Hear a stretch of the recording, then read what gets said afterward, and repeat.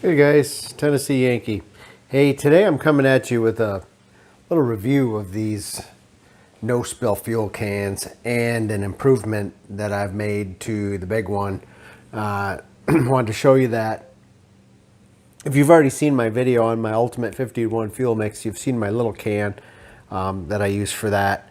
These work really awesome to fill like my chainsaw because they don't spill a drop of gas when you're using it, especially if you're doing it filling a weed eater or something with a really small gas tank and you don't want to screw around with a funnel like me.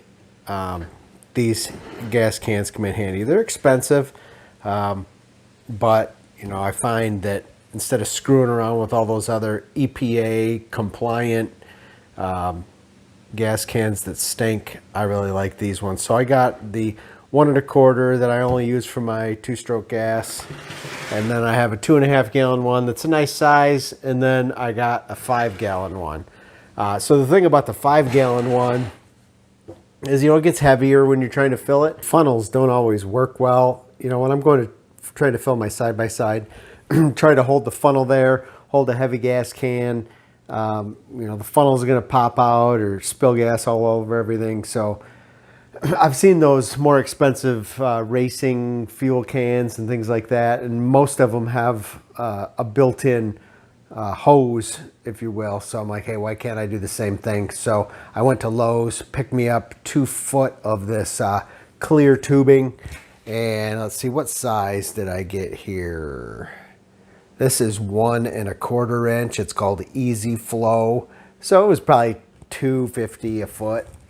Not cheap, but for clear hose, but it works pretty nice. And then I just put 2 small hose clamps on there, and that works great. The only thing about these cans, again, you know, it's heavy when you're holding it up. So it's not a big deal if you're just putting a little bit of gas in with a little one or 2.5 gallons, but actually holding this silly thing in for the duration of the can, that gets pretty heavy. I have yet another solution for that I'm going to show you. So what I do is I said, hey, I got these small Irwin clamps laying around.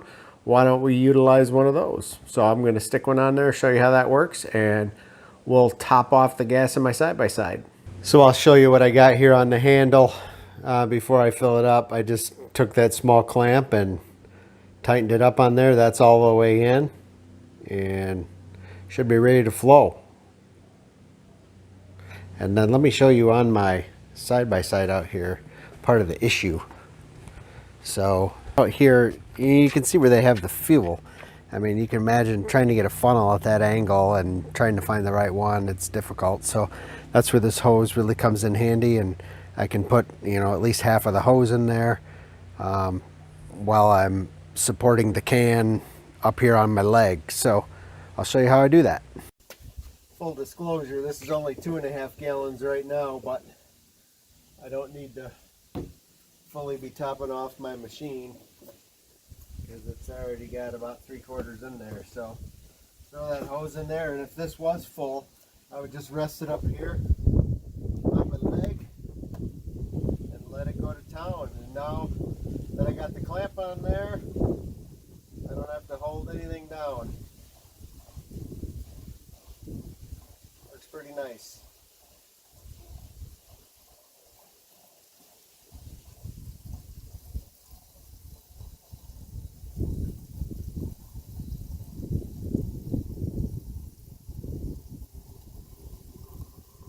And it sounds like I'm already about full, so I didn't need too much gas. And again, you can see I didn't spill anything. So, well, there's 1 drop.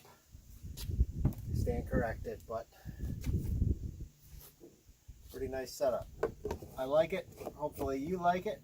Give it a try. See you next time.